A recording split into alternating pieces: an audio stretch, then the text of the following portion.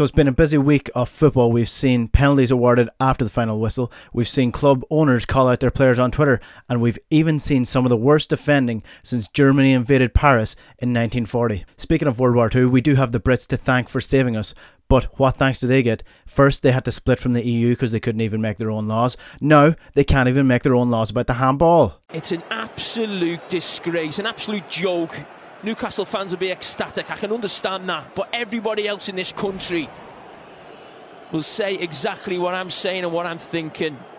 Eric Dyer jumps for the ball, has no control where his arm's going to be. There's a header half a yard away from him, hits him on the back of the arm, has no idea what's going on.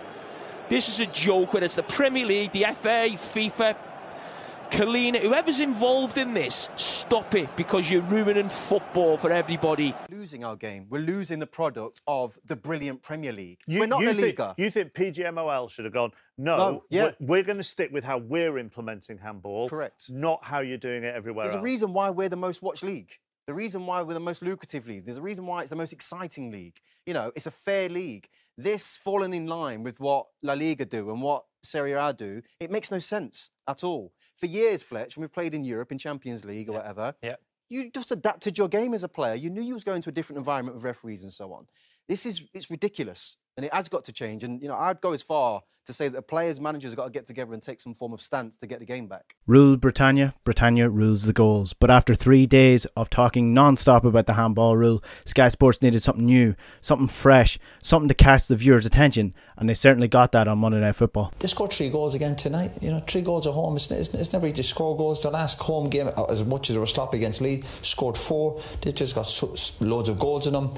But they were sloppy on 1 or 2 occasions at the back. But job done, and good start to the season for him.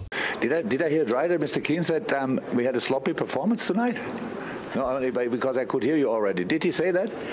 Well, I think he said there were some aspects that were. Roy, would you like to say? No, I think they gave up 1 or 2 opportunities, which they'll be disappointed with. This was a sloppy performance tonight. I want to only hear it, because I'm not sure if I heard it right. Maybe he spoke about another game. It cannot be this game. Sorry.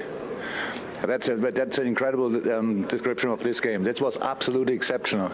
Nothing was sloppy. Absolutely nothing. It was from the first second dominant against a team in form, 100% in form. And you have to be careful like hell that not eat the counter-attacks. Like, I think 60-70% of all the balls in behind were offside. You just wait a little longer for the flag meanwhile. So that's why it feels not great, but it was offside. So then Ali had to make 1 save. They had 2 balls in behind. You cannot avoid that. You need a goal in these situations. Apart from that, the football we played was absolutely exceptional tonight. So that doesn't help for any other game. Not for Thursday, not for Sunday, for nothing. But about this game tonight, there's nothing bad to say. Sensitive, these managers, aren't they? Very sensitive, isn't it? Jesus, imagine if he'd lost. Roy, would you expect Liverpool to defend their title? Yeah. Well, I have to say that now after Klopp had a go me. I'm afraid to say anything. Let's spoil my night. Let's hope he hears that. Yeah, for the first time in his life, Roy Keane backed down from an argument which is a stronger case for Klopp's personality than any of the 15,000 word pieces with his gardener about the psychological benefits of Klopp's hugs. Liverpool at the top, Fulham at the bottom, and not even Mike Skinner, aka Scott Parker, has a solution to the problem. The club owner Tony Khan does, though. The Fulham sporting director tweeted furiously after the game. I apologise to the Fulham FC supporters for our performance tonight, he wrote. We've looked to add centre back since Wembley, and then it gets a little bit tricky. I'm sorry we haven't yet as to got COVID. Plus, we lost a free we thought was close. Plus, had another issue with a 4th CB. I promise in. Plus, better efforts from his squad, he said.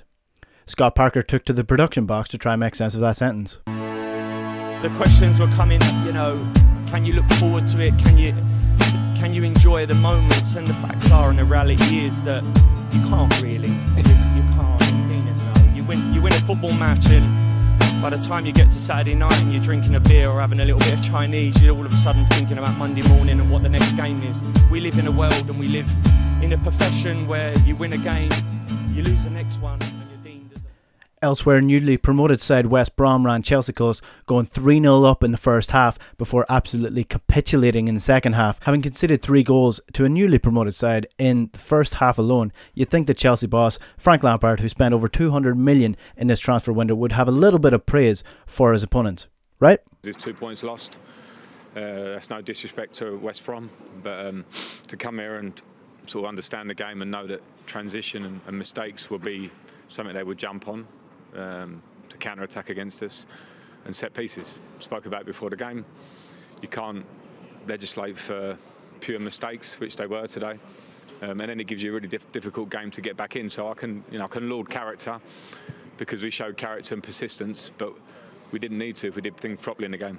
The Frank Lampard effect. But don't worry, because while the world burns, a pandemic runs wild, and the USA edges closer and closer to a dictatorship, and nothing seems to be the same, the new normal as we're being told, there is one thing that remains the same: Richard Keys and his raging hot takes. You play Messi in your team, as has always been the case, you've got to have two players to do the work that he's not going to. And at Barcelona, they always had that. Yeah. Can you imagine him fitting into a Manchester City side? Who's going to be his legs? Who's actually going to do the work he won't? At 34, I don't care what anyone says, at 34, even one of the greatest players we've ever seen is not the player he was at 24. No.